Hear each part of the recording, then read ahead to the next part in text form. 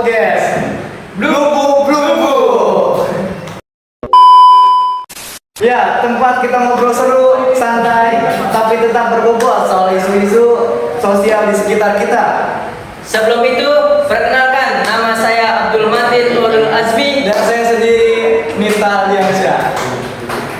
Oh iya, sekarang kita akan membahas integrasi sosial. Ya, kita akan mengundang bintang tamu spesial dari orang yang Universitas Kemang. Ya, dia ini adalah pakar sosiologi dari keduanya yang menggeluti di bidang integrasi sosial. Ya, nih kita perkenalkan saja. Dan mari kita sambut, yaitu Mr. Dava dan Miss Alika.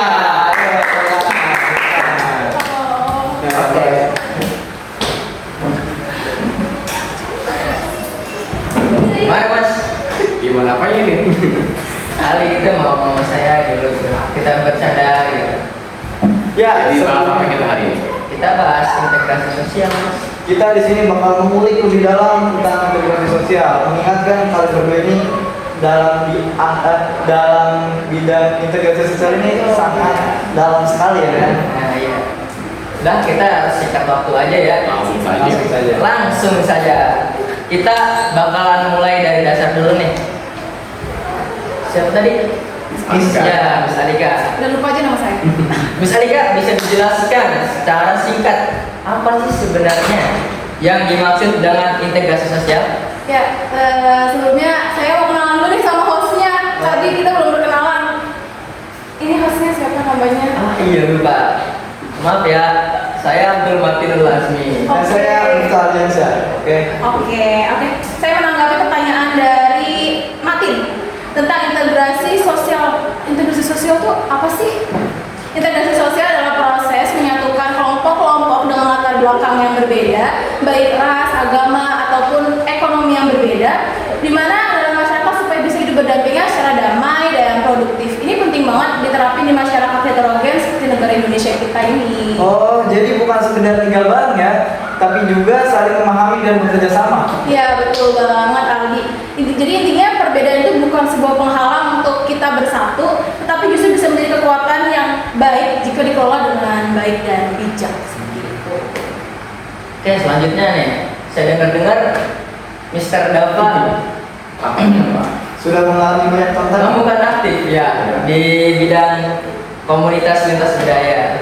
Tantangan apa sih yang sering kamu jumpai, Mister, saat membangun integrasi sosial? Tantangan, kalau kita ngomongin tantangan gitu, udah saya banyak mengkaji berbagai aktivitas dalam sosial gitu ya. Tantangan dalam integrasi sosial itu yang paling utama itu ada dua. Pertama itu adalah stereotip yang sudah ditetapkan oleh masyarakat, dan yang kedua itu komunikasi antar masyarakat yang bisa dikatakan tidak efektif atau masyarakat tidak menyambut baik pendapat dari orang lain. Yang pertama kita bahas dulu stereotip. Kalau misalkan di masyarakat itu sudah ada stereotip terhadap masyarakat yang lain, itu akan terjadi hal yang namanya disintegrasi. Kenapa? Karena kalau misalkan stereotip itu ada, kan pasti antara dia dan dia itu membeda-bedakan kan. Iya. Saya membeda-bedakan dia karena menurut saya, dia mah orangnya ini nih nggak bagus buat diikutin, Iya. buat dideketin. Akhirnya karena begitu saya menjauhi dia, dan karena saya ada orang lain yang juga menjauhi dia. Itu bahaya stereotip. Itu tantangan utama dalam integrasi sosial. Kemudian juga yang kedua itu adalah ketika komunikasi antar masyarakat itu tidak efektif atau masyarakat itu tidak saling lawan bilang ini, ya kalau menurut saya gitu saya nggak mau terima ini. Pokoknya apa yang kata saya itu nggak bisa orang lain ngomong itu. Itu malah nanti menghasilkan yang namanya disintegrasi. Karena integrasi itu kan seperti kata Miss Alika mengatakan gitu, bahwa saling memahami juga kan ya, di dalamnya juga saling menghormati dari perbedaan latar belakang. Nah, termasuk memahami dan menghormati perbedaan pendapat. Kalau perbedaan pendapat saja tidak dihormati, maka nanti akan terjadi konflik di situ. Kalau sudah terjadi konflik, tentu tidak akan terjadi yang namanya integrasi sosial. Oh, berarti ini menarik banget ya. Jadi integrasi itu bukan sekedar hanya pertemuan antara perbedaan kelompok, tapi dari masing-masing orang-orang yang berbeda itu juga memiliki pendapat yang sama dan tujuan yang sama, begitu. Ya, betul. Jadi kalau integrasi sosial itu bukan hanya berarti kita menemukan kelompok yang berbeda atau individu yang berbeda, tapi bagaimana kelompok dan individu itu saling bersatu, saling memahami dan saling menghormati. Oh gitu. Nah sekarang coba kita bahas soal generasi muda. Menurut kalian nih, gimana peran anak muda dalam menciptakan integrasi sosial? Anak muda itu punya peran yang sangat penting banget. Dan di era sekarang akses untuk mencari informasi itu kan luas banget ya, jaringannya luas banget.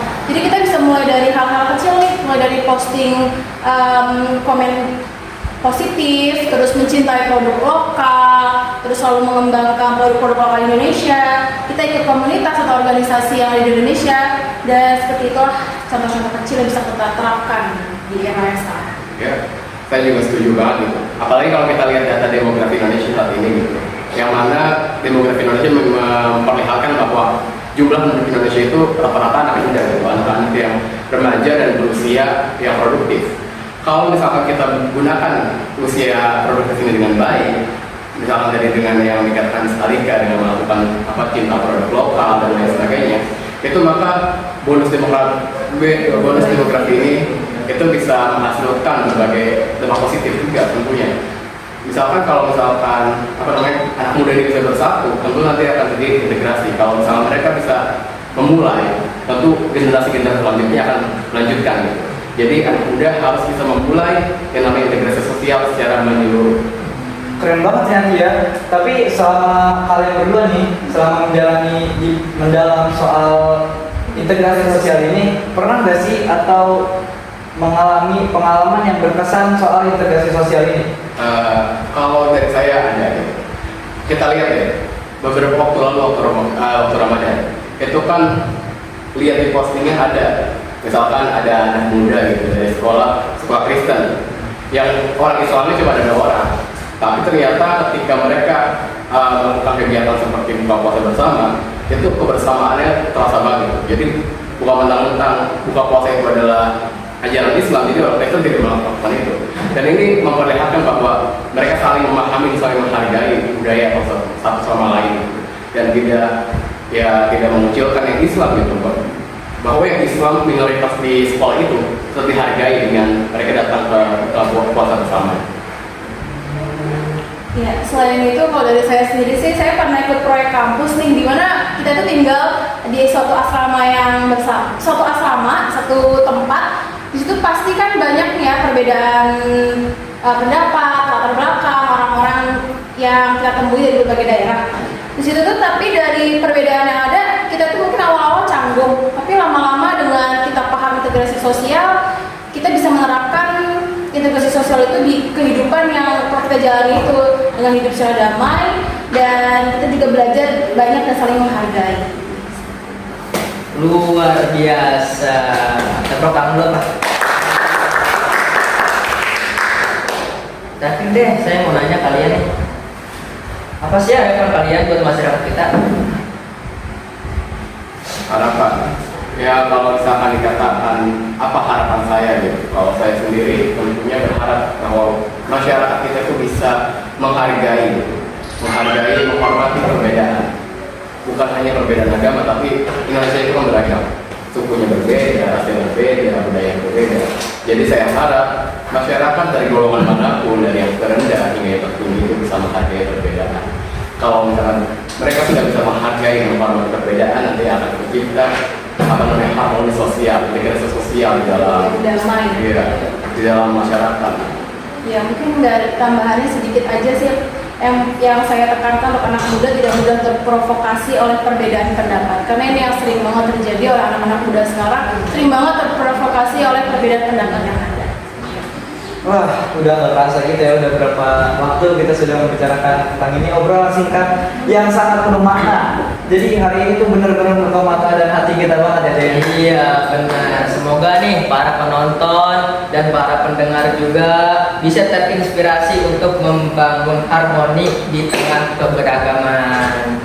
Terima kasih banyak buat Miss Alika dan Mr. Dava yang udah sharing-sharing nih tentang pengalaman kalian berdua soal integrasi sosial ini.